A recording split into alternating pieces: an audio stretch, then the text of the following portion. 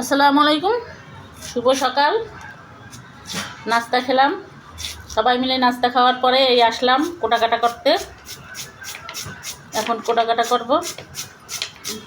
আজকে পিস কাটতে আছি, চিংড়ি মাছ কাটবো, পুঁই শাক কাটবো, কচুর বই রেডিমেডই আনা হয়েছে, তা আমি সাইজ করছি।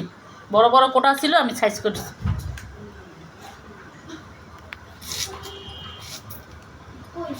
এই কাটতে কাটতে আছে।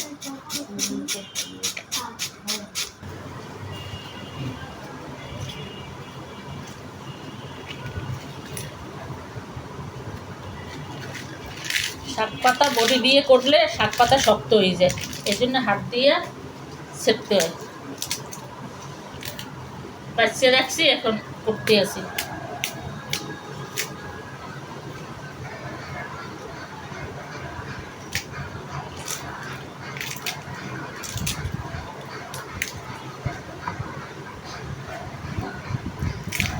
চিংড়ি মাছটা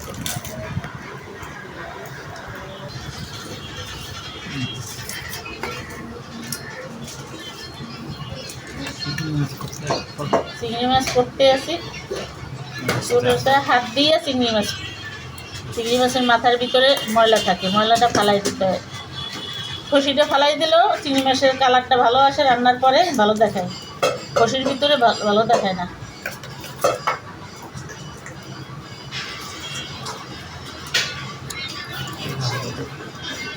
আল্লাহ হাফেজ।